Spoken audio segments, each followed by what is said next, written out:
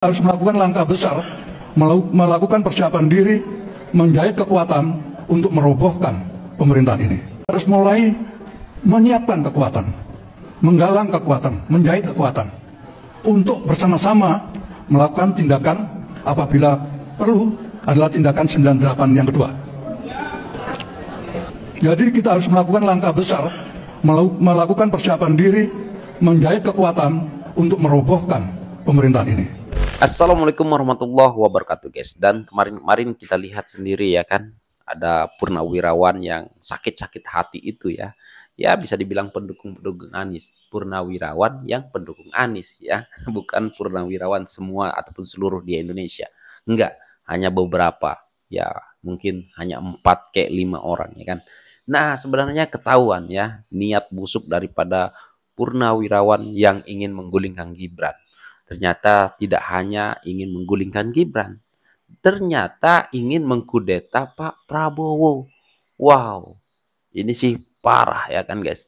Ini harus purnawirawan yang seperti ini harus dijebloskan dalam jeruji besi. Karena ya ada indikasi ya kalau mereka-mereka ini akan mengkudeta Pak Prabowo. Kita simak dulu video ini. Harus melakukan langkah besar, melakukan persiapan diri, menjahit kekuatan untuk merobohkan pemerintahan ini. Satu tujuan yang harus kita sepakati bersama, yaitu menyelamatkan bangsa dan negara. Jadi semuanya harus sepakat bahwa langkah kita adalah menyelamatkan bangsa dan negara. Titik. Nah oleh karena itu, masing-masing klaster harus mulai menyiapkan kekuatan, menggalang kekuatan, menjahit kekuatan untuk bersama-sama melakukan tindakan apabila perlu adalah tindakan 98 yang kedua. Oh, itu yang harus kita lakukan. Karena ya, semua yang ada saat ini tidak bisa kita harapkan. Tidak bisa kita harapkan. Nah, jadi kita harus melakukan langkah besar, melakukan persiapan diri, menjahit kekuatan untuk merobohkan pemerintahan ini. Dengar. Dengar kalian. Setuju gitu ya. Nah, baru kita tata. Setuju juga. Berkali-kali kita membuat suatu deklarasi. Diabaikan, dianggap angin lalu. Tapi kalau kita bisa menggalang kekuatan, kita duduk MPR, baru bergetar mereka semuanya. Nah, sudah ketahuan kan sebenarnya niat busuk daripada purnawirawan dan kelompok-kelompoknya ya kan. Pendukung-pendukung Anies, ya termasuk Roy Suryo, Dr. Tipa, HTI, FBI ya. Disitulah mereka ini berkumpul. Ya sebenarnya tujuannya mereka ingin membuat kasus seperti tahun 98 yang kedua kalinya katanya ya, tidak lain tidak bukan ya merebut kekuasaan daripada Pak Prabowo Gibran. Intinya itu sebenarnya ya, mereka ini ya mungkin sekarang ini mendalihkan ataupun ya mengatakan ingin melengsarkan Gibran, tapi sebenarnya ya mereka ini ingin merebut kekuasaan Pak Prabowo ataupun melengsarkan Pak Prabowo. Kalian udah dengar sendiri ya kan, jelas. Apakah kita bisa biarkan orang-orang yang seperti ini? Oh tidak.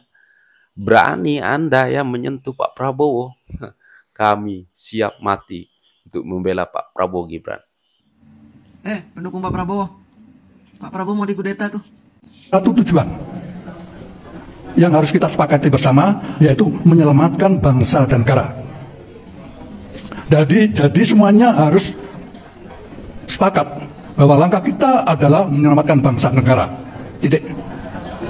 Nah oleh karena itu, masing-masing klaster harus mulai menyiapkan kekuatan, menggalang kekuatan, menjahit kekuatan untuk bersama-sama melakukan tindakan apabila perlu adalah tindakan 98 yang kedua. Sama siapa, Bun? Sama mantan-mantan jenderal itu. Saya sudah kasih peringatan jauh-jauh hari, ya, hati-hati dengan FPI HTI, karena mereka sudah menggandeng mantan-mantan jenderal. Tujuannya untuk apa? Menggulingkan Prabowo. Mereka sebenarnya ngancem tuh, waktu mereka ngirim surat ke DPR untuk supaya Gibran dilengsarkan, tapi dicuekin. Bahkan mereka ketika mau ketemu Pak Prabowo sama Pak Prabowo ditolak. Malah Pak Prabowo meminta teman-temannya, mantan-mantan jenderal dari PPABRI, dari komunitas Angkatan Laut, Angkatan Udara, polisian, untuk menyatakan bahwa komunitas mantan jenderal ini nih yang ngirimin surat yang bikin 8 poin ini adalah perkumpulan mantan jenderal yang ilegal. Nah sekarang mereka marah, mereka ingin menunjukkan kekuatan. Kan saya udah bilang jauh-jauh hari, saya sudah memberi peringatan loh, hati-hati. Harusnya kalian itu pendukung Prabowo ya, bersuara seperti kami. Kami walaupun dulu 2 periode tidak pernah mendukung Prabowo, tapi kami ini militan. Ya. Kami orang yang tahu terima kasih. Ya. Bahkan saya menggunakan nama jenderal karena saya mendukung Pak Prabowo, walaupun dulu saya tidak dukung Prabowo. Tapi ketika si Kumis menghina kami sebagai termul-termul, ada oknum termul yang dia mengatakan bahwa data orang-orang korup dicatat oleh Pak Jokowi kemudian diserahkan ke Pak Prabowo. Ini konsepnya apa? Undang-undang tipikor, barang siapa mengetahui melihat persekongkolan jahat dalam hal ini korupsi, kemudian tidak melaporkan penegak hukum, dia adalah bagian dari koruptor itu sendiri. Disitulah kesongongan dari oknum termul itu. Dia berbicara songong, berbicara seolah-olah karya dari Pak Jokowi. Dia tidak paham tentang undang-undang.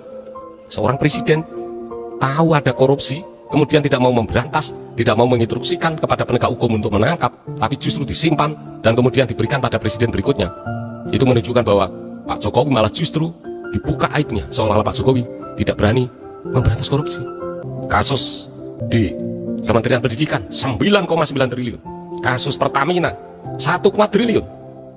Operator judo yang justru malah yang mengagetkan, menteri di era Pak Jokowi yaitu Ketua Umum Projo Mas Budi Ari, yang waktu itu menjadi Menkom Info atau Menteri Komunikasi dan Informatika, disebut-sebut dalam persidangan menerima fee 50%. Berarti Pak Jokowi melihat, katanya kan yang mencatat Pak Jokowi.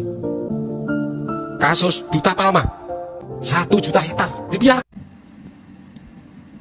saya ingin tahu di mana pembelaan si Kumis itu untuk Pak Prabowo. Apakah semasif kami dalam membela Pak Prabowo? Karena dia merasa dia paling hebat. Dia merasa dia bisa berjuang sendiri tanpa termul-termul. Silahkan kalian hadapi itu. Kudeta-kudeta dari orang-orang itu. Coba, narasi kamu Kumis. Seperti apa menghadapi mereka? Saya lihat video kamu gak ada yang viral. Video golongan kamu gak ada yang viral.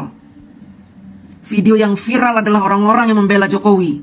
Karena kami pengalaman diinjak-injak 10 tahun oleh kalian yang dulu bergabung dengan FPI-HTI, dengan PKS. Kami kebal dulu menghadapi itu. Apakah suara kalian selantang suara kami? Hei Kumis, di sini nggak ada sok-sok jagoan, nggak ada. Tapi kamu yang kurang ajar menyebut kami ini termul-termul. Padahal kami sudah berdarah-darah membela Pak Prabowo. Kami ini ikhlas membela Pak Prabowo. Bahkan saya menggunakan nama anak jenderal karena saya mendukung Pak Prabowo. Tapi kalau kamu nyebut-nyebut saya termul-termul, kurang ajar kamu ya. Hadapi semua itu sendirian. Saya ingin tahu video kamu ada yang viral nggak?